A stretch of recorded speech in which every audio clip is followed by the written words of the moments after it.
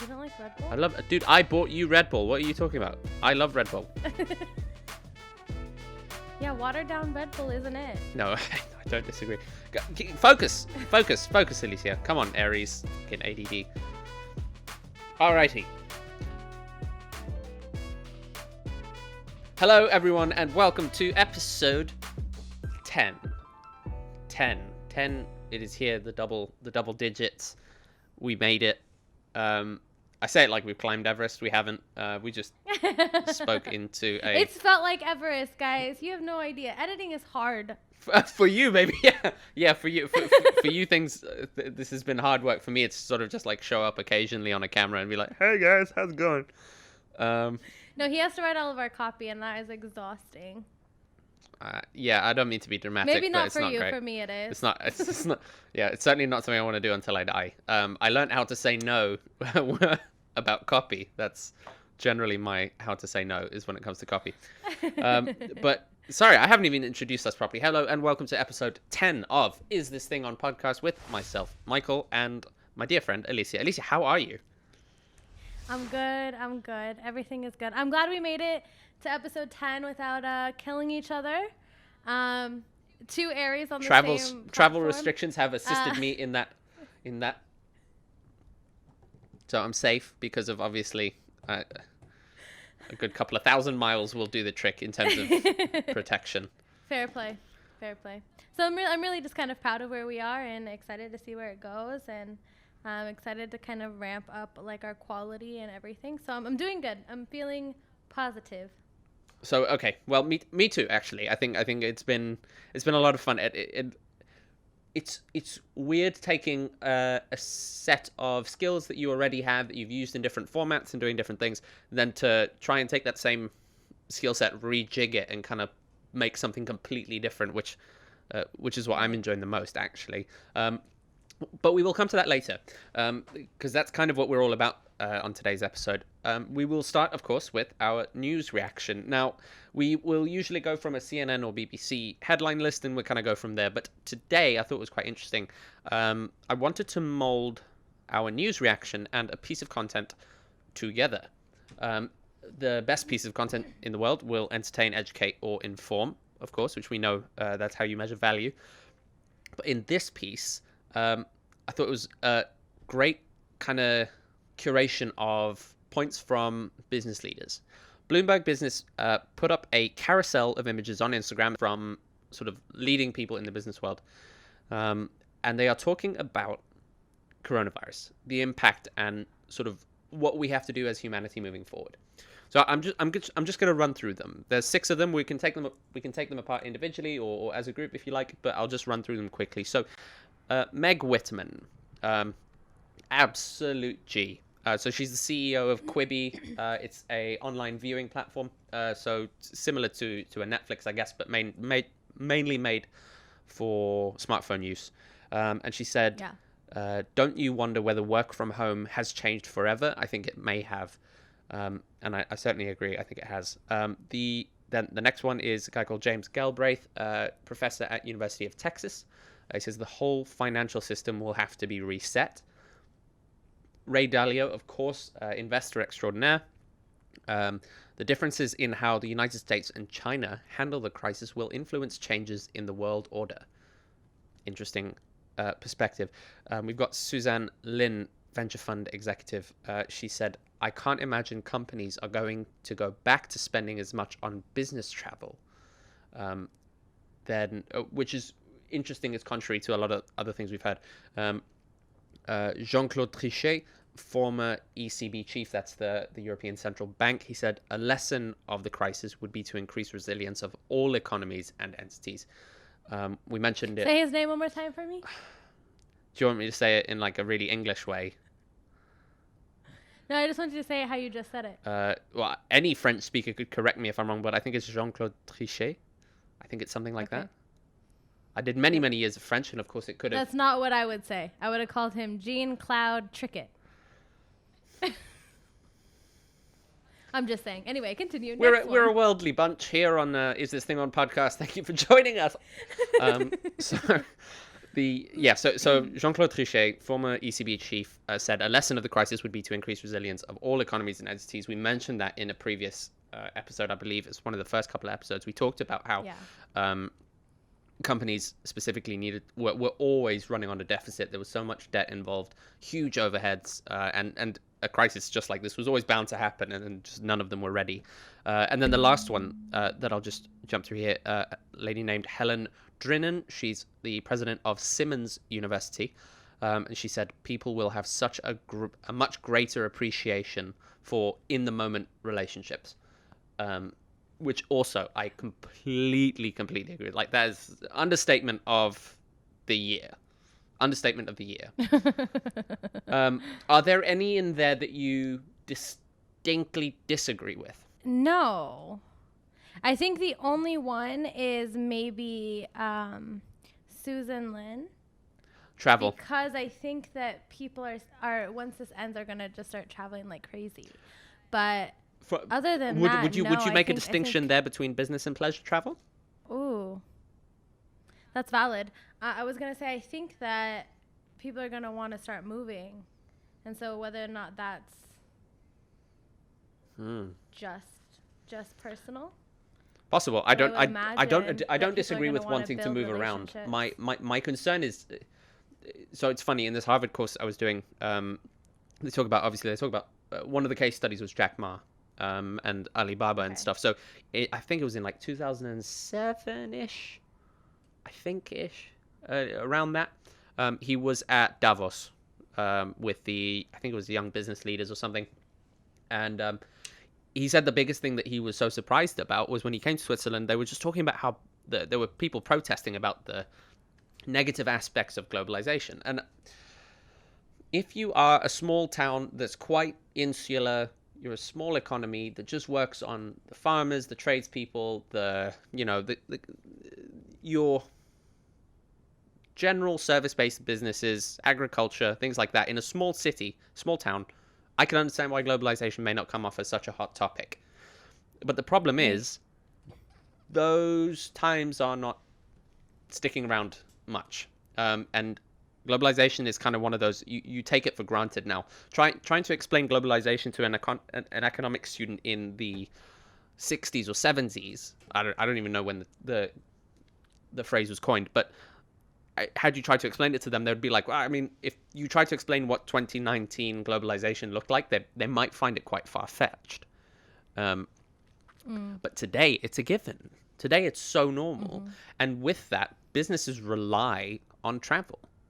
They rely on business travel. Like, we can say until we're blue in the face that, yeah, but who needs to fly from Nicaragua to Sao Paulo for whatever regional HQ meeting, or whether they've got to meet a supplier or a client, whatever, they can do it by Zoom, but I'm going to skip right back to Helen Drinnen's quote, the greater appreciation for in-the-moment relationships. Those client-supplier relationships are going to be even more important now because everybody's relying on each other. So if that means for the business, the cost of one flight ticket to go and meet that supplier to make sure that your supply chain is still going to run smoothly once everyone's back in business, I'm not sure. I don't see it. I'm sure the businesses aren't going to have cash. I'm sure the businesses aren't going to be as easily able to drop a couple of $1,000s on tickets for their people to get to the other side of the world. But it's kind of, the cost of doing business. I agree. My flatmate travels a lot. I think most of their meetings could be handled over Zoom. Mm-hmm. But there's something different about standing in front of another human. 100%. The bond and relationship you build and the trust you build there is completely different. That being said, I can say that we're moving into, and I don't know if it will be very quickly, but we are moving into a place where internet relationships are becoming just as strong as in-person relationships. And whether that's, for a silly example, people using Tinder to find their husbands and wives, or people making friends. Like, I've made actual human friends on the internet who eventually I've met in person, but like we've connected mainly on like travel pages and stuff like that. Yep. Do I think we're heading there regardless of Corona? Yes. Mm-hmm. I think this has probably opened more doors as far as like we can really communicate and get things done efficiently without being in person. So I think it'll affect a lot of like going into work jobs and how much people actually need to be in the office. Sure. But travel, I don't know. If you're dealing with somebody, especially because people are going to be so scared to lose any partnerships that they have coming out of this. Yeah, you They're just gonna can't wanna afford be to. in front of somebody. You absolutely cannot afford to. In my opinion, again, this is all speculation. Yeah, of course. But that's just my like opinion about it. 100%. Okay, so I'm gonna just go one by one, all of them. Just bullet like sort of, what do they call it? Lightning round. Just your thoughts on each individual piece. Okay, so first one, Meg Whitman. Don't you wonder whether work from home has changed forever? I think it may have. Thoughts? 100%. 100%. My boss did an interview with the CEO of Talabat recently. Mm-hmm. And one of the things that he said was that our productivity actually increased Wow. with people being at home. Wow. And they thought, he was like, for sure, we thought that it would decrease because people don't have a manager roaming around them all the time. Sure. But I think we don't understand how much people do not like being micromanaged. It's And such a killer. somebody in If the you opposite are the type of direction. person that micromanages, you are literally building a brick wall in front of your business. And if you have people, if you 100%. have people that need to be micromanaged, and not by your definition of what micromanagement, and not by your definition of, oh, that dude needs micromanagement because whatever, I have an ego. No, not like that. But Yeah. if there are people that genuinely don't get the job done without being kicked, they're not made for that job. Most people just want to get their job done, get their paycheck, and be willing to sign their name to something. I mean, we've talked about this before. The quality of work does really matter to people. They do care about it, but most of us do not like being told what to do, especially if we're already proficient and excellent at what we do already. I don't need somebody constantly in my ear telling me what I need to do. So I would assume that that's why productivity increased. Also, when you're at home, you can go do the laundry, you can take care of your kids, you can make dinner, you can do all of this and get just as much work done simultaneously. You know what I mean? So like while you're waiting for that email to come back, opposed to just sitting there with your hands tied, Yep. you can go make dinner. So that's another checklist off, so that at 6 p.m., instead of running home to go fix like these things, you now have this XX time to then focus back on work and go, okay, I can answer these emails because the things I already need to get done are done. I don't disagree. I don't disagree at all. Frankly, if a manager is micromanaging, they're not doing their job. I don't think that there's any job that directly requires micromanaging. And let's just loosely define micromanaging as nitpicking, splitting hairs, double checking every single detail. I don't like that shade of green on that graph that you made, whatever the case is, right? That's not productive. It's just not productive. It's very counterproductive. Making sure that people are getting their shit done, it's different. Making sure that people are sticking to their time limits, to their tasks, whatever. Like, you've got Asana, for God's sake. Like, that there is a brilliant system for tracking and making sure that people are doing the things they need to be doling out tasks. So that's fine. But, my God, just going back and forth and being like, oh, there's that shade of green. Could you make it one darker? That's not. I did this to him with our logo. Like, I don't like the shade of blue. But you know what was really funny? Can we You know what was just, really like- funny? I had such an amazing moment because I changed it. And you're like, oh, no, I don't like it like that. And so I'm like, wait, how about this one? And then I put it back on the one that it was previously. And you're like, oh, that's perfect. That's way better. And I'm like, Yeah, well, no, I wish we had this conversation recorded because I was actually like, I think the one that you originally had is better. oh, did you say that? I thought I'd made that up in my I head. did Okay. to you. All right, fine. Because I have to concede. Like, I know you're an Aries. I need to. I need that validation. Give you your props. Okay, so we've gone way off topic. Okay, so that's work from home. We're all for that. So quick one about from James Galbraith: the whole financial system will have to be reset. That sounds a little bit dramatic. but I also, to a I degree, think don't disagree. accurate. Yeah. Realistically, even if it does need to be reset, I think this is, I'm just going to be so redundant with this point in every podcast. I think this is good. Yeah. Yeah. Because honestly, and every time you say it, I'm agreeing a little bit more, because every time the news comes out, I'm like, where is the money what going is to come happening here? from when they're giving all these stimulus packages? Are they just printing it? Or are they taking it from fund? Did they take Money Heist a little bit too seriously? Is it like, what's going on here, guys? But honestly, and you've seen memes. Well, I don't know if you have. I have seen memes talking about how Corona hit and then all the landlords were just like, oh, don't worry about rent this month. But next month, we'll come get ya. And the be-all, end-all of the quote was, this is all just rich people playing a game. As far as like what's real and what isn't. And that being said, I think people are starting to clue in a little bit more, not in a conspiracy theory way, but just in the fact of what's real and what isn't, what's beneficial and what isn't, what matters and what doesn't, and how our money is transferred hands. You know what I mean? Everything's digital anyways right now. So I don't know what it's going to look like, but I definitely feel like at the end of this, there's going to be a lot of, let's say, questions. that will have to be answered. That will have to be answered. Yeah. Okay, cool. Next one. The differences in how the United States and China handle this crisis will influence changes in the world order.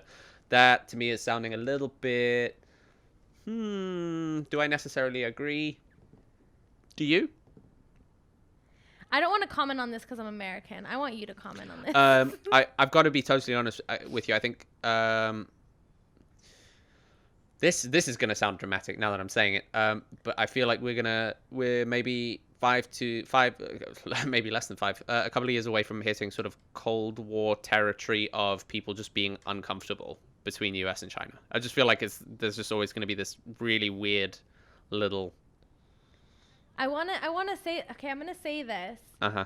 And I need all of America to love me after I say this. But it kind of feels to me like America's reign on the world is coming to an end. Like America being our world superpower, it feels like it's coming to an end. And I think that Corona and the next presidency is really going to dictate which way that goes. And that's like my personal opinion. And the Corona has done nothing but really, really harm America's position in the world. And whether or not you agree or disagree, like, I don't think anybody should be the world's police. It's not our place. That's my personal opinion. Has it kept me safe and given me a bunch of rights? Yeah. But it's still not our place. What does that mean if we stop being the world's police? What does that mean when we are, like, not the world superpower anymore? Or China is, or whoever is? Because whether that's Russia or China or whether the whole Middle East bands together and it's like, no, we got, you know what I mean? Like, who knows what happens next? But I'm curious to see what that looks like. Yep, you and me both. It's geopolitics. I don't know. I don't know nothing about any of that. It's all a little bit too much for me. So moving swiftly along to the next one. We discussed the business travel one, and then I think after that it's just Jean-Claude Trichet says a lesson of the crisis would be to increase resilience of all economies and entities. That's a pretty straightforward one, Jean-Claude. That's not exactly rocket science. Up for debate. I don't disagree with you, mate. And then Helen Drinnan's obviously said people will have such a greater appreciation for in-the-moment relationships. I just want to talk about the grammar on this one because this is wrong. It should say people will have a much greater, not such a greater. Don't at me. Don't mess with me and grammar. Don't play with me. That's wrong. Okay. So I also completely agree with Helen. Yeah. Cool. So that's our sort of news-ish piece that we wanted to discuss. Talk to me about our topic today, because this was your topic. You came up with this one, and I think for episode 10 it is very appropriate. So I just want to talk about, and the reason why I want to talk about this specifically on the podcast is because something that Michael has mentioned in previous episodes is that Gary Vee talks about documenting, not creating. And so we are I don't want to say we're new to the podcasting space because we've worked on our clients' podcasts. But we are new to the space as far as us creating our podcasts. And I know that shouldn't be different, but it's vastly different. At least for me, it is. So I just wanted to have this conversation about kind of assessing where we are, what we think we've done wrong, what we think we've done right, what we think we can do better, and kind of what is in his head and what is in my head about what we want to do moving forward. We've made it, again, we said this in the beginning of the episode, we made it 10 episodes in and haven't murdered each other, so that is success number 1. But what do you think, let's start with the positives to kind of give this a good note. What do you think that we've done right in this I think maybe space? primarily what I think is interesting, it's not so much a major positive, but it's more of a neutral, non-negative. But it sounds silly, because with content, there are so many things that can go wrong. You know, a card doesn't record properly, a mic doesn't work, a camera's not working properly, it can't focus, it can't... Do you know what I mean? Like, there's all of these things that can potentially go wrong. I'm actually just very glad that nothing has... The house has not burnt down. There's been no major... Excuse my French. There's been no major fuck-ups yet, which I'm glad about, because it's a layer of stress that I don't want to have to deal with. But yeah, so there've been no major mess ups, which I'm very glad about. So that sort of neutral, non-negative out of the way. In terms of positives, I have enjoyed working on my ability to present. Have found myself sort of... I've always enjoyed voice work. I used to sing a lot. I'm still a musician, and I enjoy voice work. Being on camera is not necessarily my biggest strength. I don't enjoy it very much, which is why I lean towards podcasts. And you can see it's why I don't look in the camera very often. Hello, everyone. But I'm just enjoying sharpening that tool, if that makes sense. Yeah.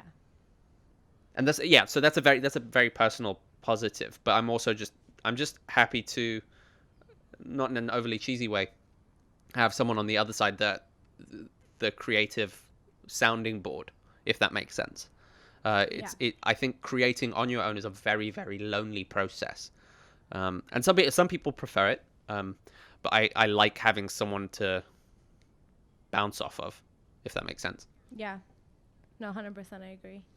So on that same kind of token, I've done on camera stuff more than I've done just audio work, but I've also for the last few years been mainly behind the scenes. Yep.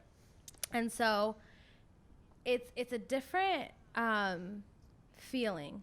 I can be a lot more savage with my clients when I say I'm going to cut something out of their podcast, or if I'm not going to post something. Like, there's certain things, right, where I can go from the outside looking in with a pretty kind of open mindset of like yes and no, yes and no, yes and no. I find it harder for our content. So when I'm going through and something gets maybe a little bit boring, where we've just kind of droned on about a topic too much, I'm like, well, is it inauthentic if I cut it out? Is it bad? Is it showing a wrong image? Is it being a liar? Like, I go a little bit more deep into like what it actually means to do this, if that makes sense. Is that like a conscious effort to edit yourself? Like, because you feel like you want to make sure that only the best parts get out? Because I don't want people to be sleeping during the podcast. Yeah. That's what my initial point is. But then the overthinking part kicks in, because it is you, and you don't want to misrepresent yourself, and that side. Does that make sense? Yeah, 100%. Where with my client, Absolutely. I can just go, no, that's boring. I'm just going to cut it out. You can make the call, yeah. I don't. Yeah, it's easy, because I don't think it's inauthentic of them. I think just we're appealing to the audience and who is going to want to look at this and what way we're going with their content, where I feel like it's a little bit harder to do myself. Yeah. On myself. Does that make sense? Yeah, I completely get it. And it's the reason that I don't post very often. It's the reason that I don't like making personal content very much. is because I get that feeling of, oh, but I don't like it. Like I'm not, it's Yeah. not perfect. But weirdly, with this podcast, I've had to, in my brain, treat myself like a client. Yeah. And I've had to, in my head, put certain, like, structure, KPI, like, kind of like, this has to be done by this time so that the product goes to the end client. And the end client in this case is me and the audience, if that makes sense. Yeah. And I can't I will fail say, to go ahead, deliver, sorry. if that makes sense. Of course. And it has to be the best product for the for four them. of you loyals. For you For guys. you? For you guys. Remember that you were here before we were famous. Okay, so then that's my next kind of talking point is, do you feel like we've done well on keeping time schedules, or have we done poorly, or have we done a little mixture of both? I'd definitely say a mixture, not to cop out, but it certainly could be better. If I had better internet, I'd say, like, you know, you do the best with what you got at the time. And when I say with what Yeah. you've got, that includes what you have and what you don't have, and what I don't have is very good time management. So given the fact that I don't have very good time management, I think I think we've done okay. Yeah. I think we've done really well. And the one thing I want to say to people out there, if you want to start a podcast, especially if you want to start a podcast with a partner, is to communicate. Realistically, like, I don't feel like me and Michael have a problem communicating now. That might change, but always leaving that door for communication open. Because there's things that because I'm editing and then he sees the final product. Don't be scared to speak up and talk to your podcast partner about it. And that sounds so weird to say, but when you're working in a creative field, you tend to, like, not want to hurt people's feelings. Yeah. So even I'll put content up that I'm like, oh man, I don't know if I'm being kind of, like, for lack of better words, for making this micro, but I think it's funny and I hope he gets it. And then I take his approval, because I'm not going to post something and then he's going to be catty with me. Not that he would be, but you get what I mean. Like, Yep, communicating. I agree. That's how we didn't die yet. That's how we haven't killed I think each other. it's also weirdly, in the sense that I'm terrible at making content, but I also don't take myself very seriously. So if there is a joke at my expense, I'll be the first person to make it. So I enjoy that, and I think that that's a major thing when it comes to creating any content at all. Never ever expect that you're going to jump in front of the camera and get it right the first time. Never expect that the work that you put out is going to be Oscar-winning work. Never expect that what you're creating needs to be world-class level. The fact that you're putting something out, there's a great micro. It's one of the guys from the Wu-Tang Clan. He talks about what we do is rare. I'll link it in the description below. It's brilliant. But effectively, it's to the effect that if in the world there are 1 million drummers, for example, in a global population of 7 point something billion, someone who's a drummer is rare. Yeah. It's rare, so you may as well embrace it. And if you're the kind of person who is even remotely leaning and has any tendencies towards being a creative and creating something, that is rare, because there aren't many that do it. I'm sure that there are plenty that can. I mean, we all know the person who is very funny, very intelligent, like a great singer or a great athlete, or they're whatever, in their personal time, like as a hobby. And it's kind of like, you could be amazing. You could be great. Yeah. And that's where the difference lies. There are plenty of people that could be, and there are others that just do. So Will Smith has a quote where he's talking about the fact that he's not the greatest actor, that he's not the best, but that he will not stop. And so he's like, if we're both on the treadmill, I'm not getting off first. And so there's something to be said for just, like, trucking along and just getting it done. You know what I mean? Like, I bet looking back, our first episode is going to be horrible. And if you're going to try podcasting or vlogging or any type of content creation, you're going to look back and go, wow, that's bad. I was just watching our vlogs before, and apparently I didn't know how to keep a camera in one place, just shaky cam all over the place. But at the time, I was really impressed with myself. Looking back, can I do better? Of course. So now that I can do better, I will do better. And I feel like that's a journey that everybody's going to go on. And I feel like we're always going to reflect back to that, is the whole Gary Vee thing. Document, don't create. And when you do that, you'll find that you have a better time because you're not so stressed about creating this masterpiece. But you'll figure out what you like, what you don't like, what you want to do, what you don't want to do, what your strengths are, what your weaknesses are, what you need to work on.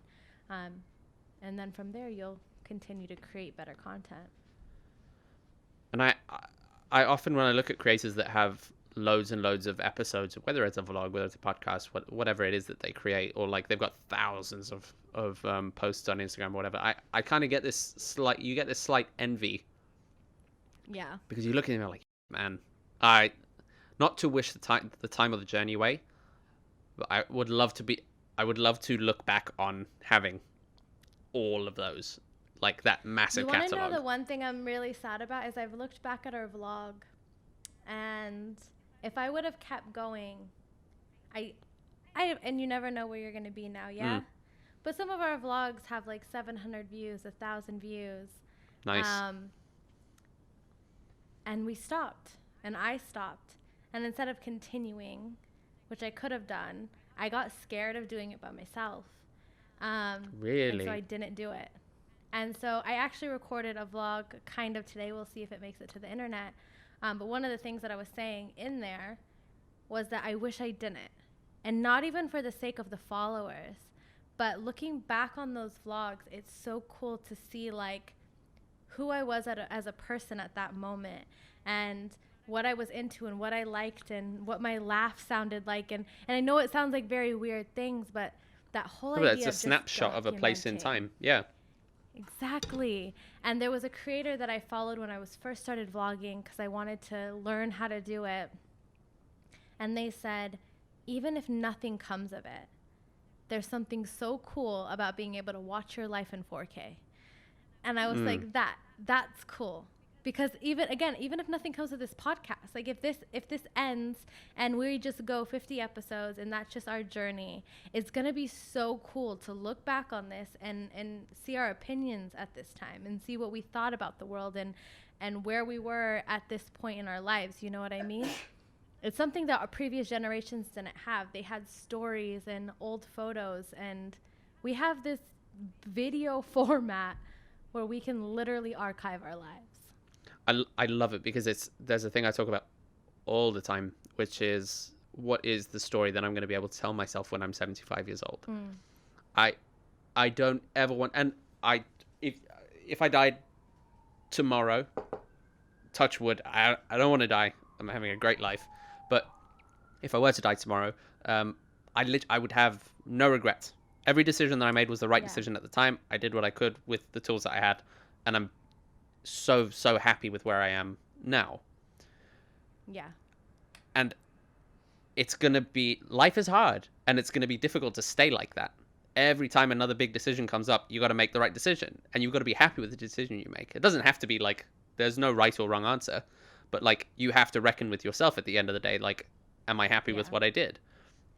And when I hit 75 years old, I want to be able to say that I'm happy with all of the decisions, and this was the story of my life, and I'm very happy that if this is a part of it, there is a part that was recorded. There was a point in time where the way that I thought, the way that I spoke, the way that I felt about things was on record, and I feel like to a certain degree, I don't know if it's too much to say, but I think everyone owes it to themselves to some degree to put what they believe and how they feel and sort of how they think about things on record. You owe it to yourself to take that stand, I guess, put a stake in the ground and be like, this is the human being that I am, and this is what I believe, this is what I think, this is how I approach things. And whether that's in a vlog, a podcast, whatever the hell it is that you create, but just create something, anything at all, just so that it's your stake in the ground. I was watching a bunch of content about making a memoir, because for the longest time I wanted to write my story, and my mother's story. And there was this old woman who had made all these kind of little memoir books, and she had never published them. They were never for anybody else, but she would give them as Christmas gifts to all of her family. And I thought that was absolutely beautiful, was because there's a little archive of her. And your family is going to be able to have that, if they keep it, for generations upon generations upon generations, and not a hearsay story, but your story. Like your actual story from your actual words and your mouth and what you saw of the world. You know what I mean? Yeah. And so that's why I love video and content creation in general, is because it's telling a piece of somebody's story somewhere. And I love that we're doing the podcast. Me too. And long may it continue. So I guess we're gonna do this temperature check session again at episode 25. Yeah. Episode 25, then 50, then 100. Yes. Perfect. Okay, I'll hold you to that. Perfect. So I will see you again for this discussion on episode 25, and I think let us draw episode 10 to a close. Have you any final words, my dear? I'm going to throw up our stats. That's what I'm going to do. Ooh. Our followers, our view count, our hours watched. Yep. And so at episode 25, we can compare those. I like it. And just as a statistics, like I will assume that the viewers that we're going to have are going to be interested in podcasting. And so being able to actually document that journey in a numeric way, I think will be interesting. I like it. I'm down. I like it a lot. And with that, I bid you adieu. Of course, if you are watching this on YouTube, then please, by all means, subscribe. Hit that notification button. I know that there are a couple of people. If you've subscribed to this, I did a poll on my Instagram a couple of days ago. You've seen it. If you're watching this episode from having been on that, hello, and thank you for actually watching it. I really do appreciate it. Of course, subscribe. Hit the notification button. If you are listening to this on your favorite audio platform, also possibly from that poll, hello everyone. Leave us a rating, a review, a comment, anything like that. Let us know what you like. Did you enjoy it? Did you not enjoy it? Are there things that we could improve? I really do appreciate the feedback. We have had feedback from a couple of people, which we have incorporated already. So we're enjoying the process of creating, and we hope that you are enjoying the result of it. So yeah, I guess that's it. So thank you so much for watching, and we will see you on the next episode. Alysia, thank you very much. Bye, guys.